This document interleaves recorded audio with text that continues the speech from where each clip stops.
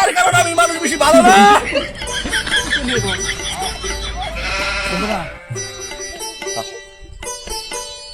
তাই আপনারা আমারে ভোট দিবেন না। আমি কইছিলাম, আমি আগে কইছিলাম যে বুড়ি দাঁড়াম না। আমি আগে কইছিলাম বুড়ি দাঁড়াম না, তোর কত বুড়ো দাঁড়াইছি। হ্যাঁ, আমার আগে কই যাবি না, মানুষ থাকবো।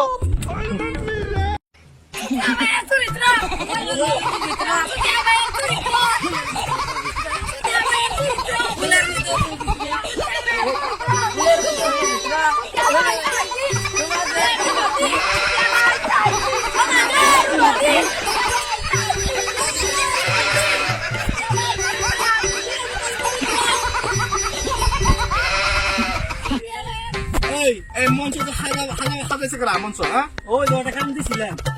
তা গিরিল গো, এই গিরিল গো, হ্যাঁ গিরিল গো,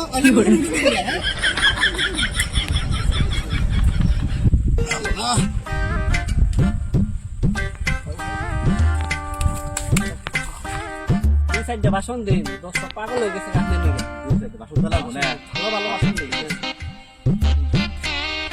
সম্মানীয় বন্ধুরা, আপনারা সবাই ভালো আছেন? পাহাড় পর্বত, খাল বিল পুকুর নদী সবাই শুনে রাখবেন, আমি আজ থেকে 95 বছর ধরে ইলেকশনে দাঁড়াই, কোন ইলেকশনে পাস করতে পারি নাই। কি কোন আপনি, কি কোন আপনি?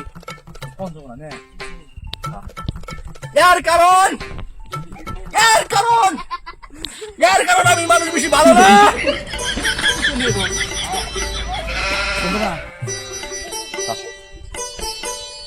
তাই আপনারা আমারে ভোট দিবেন না।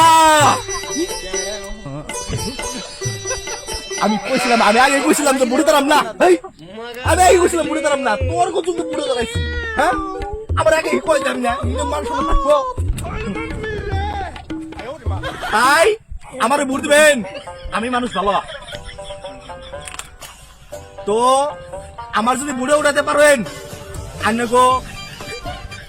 আমি যদি পাস করতে পারি বুড়ে, পাকা করা লেট্রিন, রাস্তাঘাট, স্কুল কলেজ আমার দ্বারাই কিচ্ছু হবে না। আমি কইছিলাম আমি পারুম না, আমার খোরা কাটতেছে। আমি কইছিলাম খোরা কাটতেছে। হ্যাঁ, আমি কইছি পারুম না। হয়ে গেছে গা। ঠিক আছে, তাই আমার দ্বারা সব হবে। আপনারা ভোট দিবেন, আমাকে যদি ভোট দেন, আপনাকে বাড়ি গাড়ি আমি কিচ্ছু খাবো না। আমার পয়সা পাতি আমি সব আমি আর ব্যাংকের ভিতরে ঢুকাই থাকবো। আইনে গো যত পয়সা কাটি থাকবো এগুলো সব আমার চামচাগো দ্বারাই আমি চুরি করে আইনা আমার অ্যাকাউন্টে বুঝাই করে থাকবো। আইনে গো গরিব বিশ্ব ভিখারি করে ছাড়ুম, আমি কিচ্ছু দিব না। তাই আপনারা আমার ভোট দিবেন আশা করি। আমার বিরুদ্ধে ওই রবি সিং বুটে তারাইছে। ওই রবি সিংয়ের কি আছে? ওই রবি সিংয়ের তো একটা টয়লেটও নাই কে।